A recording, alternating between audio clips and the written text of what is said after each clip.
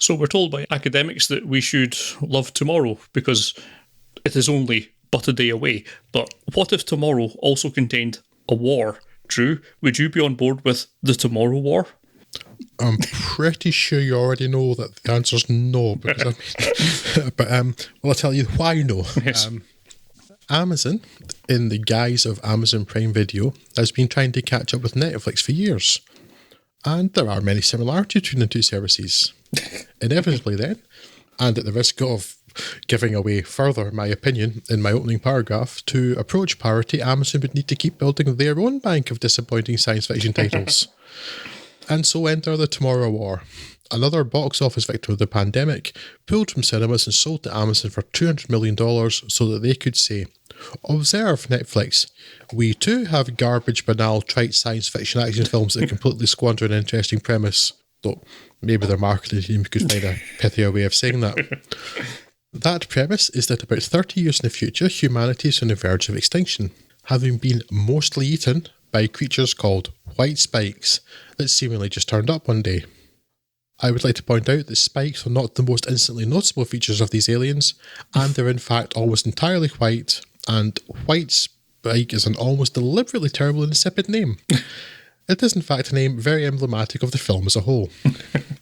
To save the species, future Ussies conscript soldiers from the only available place, the past. That high concept idea actually starts with one or two interesting moments. The future humans decide to announce the war and the related draft in the middle of the World Cup final in Qatar next year, featuring an instantly recognisable Brazil versus a made-up country for some reason. One of the single most watched television events in any year it happens, and with worldwide appeal. That's actually pretty smart if you want to make sure your message is seen by as many people as possible. Well, okay, it starts with an interesting moment. It's also unfortunately the last, and everything else is just derivative. Now, that's not necessarily a barrier to enjoyment or quality. No, it's everything else in the film that's a barrier to enjoyment or quality. A large part of that is actually the very first thing we see, which is Chris Pratt, perennial relegation contender in the Great Hollywood Chris League, and his big, goofy face trying to look all serious and worried. And, failing, clearly. Things do not get better from here, really, and goofiness in general is a big part of the problem, starting with the casting. As well as him off of Parks and Recreation and Guardians of the Galaxy, we have Chloe from 24, a goofy recurring character from Parks and Recreation, and Richard from Veep, all trying and failing very, very hard to be funny in a film that involves a worldwide human population having been reduced to less than 500,000 people, and those that are left routinely becoming snacks. So, comedy. Such a situation can employ humour, certainly, but goofy and buffoonish comedy ain't it, Chief. Dark humour would be the thing, and of course you'd want someone who could actually handle that. Perhaps a gifted comic actor like the great J.K. Simmons, who's in the damn movie and isn't given a single funny thing to say and isn't always completely squandered. And that in itself is enough to advise you giving this a body swerve. There are plenty of others too, like the plot and the details and the acting and the writing and the action and the design. Just one or two things. The screenplay is the biggest still, refusing to address things like what actually convinced people that the future Ussies were real, and then to sacrifice their lives. Why a politician refuses to sanction a mission that might save the entire species. Why soldiers were pointlessly sent to the future with literally no training. Why the key to the survival of the human race comes down to a high school pupil. Or why material from the future couldn't be sent back to the past to give humanity an extra 30 years of research time. The answer, for the most part, of course, is because a movie needs to happen. A most unsatisfactory answer for an intelligent, logical person like myself. Or probably even for a concussed puppy, really. They could at least pay lip service to some of it. But the worst thing is it's just really dull, and it's nigh on impossible to care about it. I am aware that my words up till now may well belie that, but I care in the abstract rather than the actual. A lengthy scene in the future period between two characters might, in another film, have been touching, but here it's kind of irrational and mostly a scene between two people, both of whom have faces.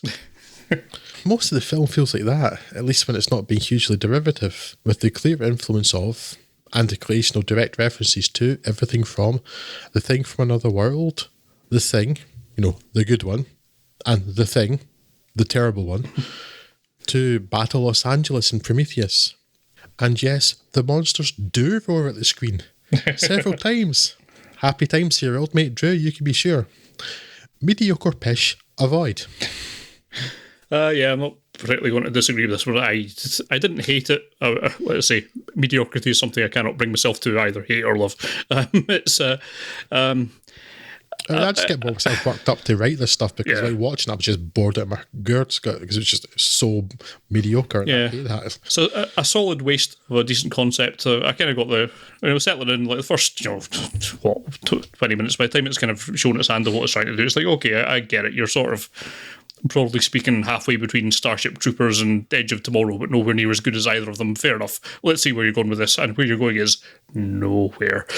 And it's a waste of a good concept. I promised myself long ago I'm not going to try and litigate any kind of laws of time travel as it relates to any specific movie, but I was quite annoyed by this one, seemingly kind of saying we better not have any kind of paradoxes, that would be a bad thing, and then specifically having the last act be creating a paradox, and maybe there's some way to loophole your way out of that. But what I was more annoyed by was something you mentioned as well, is what on earth is the plan here? Why are they just sending ground troops, untrained ground troops, to the future to die for no reason, when you're fighting an enemy, which at least as shown in this film, whose only viable anti-airstrike tactic is to jump? Why don't you send in some helicopters and or drones? Lots and lots of drones. That would be much more effective at fighting these people. What? Yeah, so largely on a tactical level, I disagree with this film because it is just dumb. It's got a very, I don't know, is this original? Was this adapted from it? This feels like a young adult kind of adaptation. It feels like that, but I think it's original. That's a kind of slightly galling thing. Yes. Written by Zach Dean, and it doesn't, who's a screenwriter. It doesn't seem to mention anything on IMDb about it being from a book or anything. I think it's just bad and original. This is like the first draft of a good idea that needed a few more cycles through it to go through it. Yeah, it's. I know what you're saying. The YA thing is it's definitely of the quality of the Fifth Wave. Yeah. Oh, I'd forgotten about that until you mentioned it. So thanks for that. I don't know much else to say about it. I didn't hate it. It past 2 hours. I wouldn't recommend it to anyone. I would be incredibly upset if I'd watched this in a cinema. If it's something you just stumble across or you're browsing through Amazon, then okay, it's better than staring at a blank wall, but there's definitely better things on Amazon Prime streaming you could be watching. Blank walls don't tend to make me angry, which the film did a couple of times. And you know it's coming, but it's like, we need to... So before I actually go into that, but the bit I mentioned about the politician too, it's like it's completely irrational. Like, here's this person who's come back from the future. There's been a few people that's survived because like the casualty rate's like 90% or something in their 7-day tour. Yeah, this person comes back and goes, "Look, I've got the key to finishing this." And like, no, we can't do that because of film has to happen reasons. Yes, it's mind-bendingly stupid. It's like the kind of issue I remember you had, which I had to do, but it's like, I remember you, it being a particular bugbear of yours. Remember the 5th Harry Potter film when like they're refusing to believe that the bad guy's back because of quick look over there. Yes. It's mind-bendingly stupid. It's kind of like that. It's less integral to the entire plot because it comes towards the end. Yeah, and it's more to set up that really underwhelming action scene. Where again, J.K. Simmons totally squandered. But yeah, they come back like conveniently. They can find lots of information about where it's come from just by like 3 minutes on a microscope. Something volcanoes. Who do we know knows something about volcanoes? Oh, this person in a school. Yes, a child. At that point, I absolutely checked out. Yes. Yeah, no, this film deserves nothing. You get nothing. Good day, sir. Unfortunately, our sequel has already been greenlit, so yeah, I know they'll force me to watch it. I'm not going to be completely pissed about this one. Yes. It's not all film series. I have to see all of them. Yes. Just the really good ones, right? Yes, it's only the best of them, Scott. The ones about family, mostly. Family.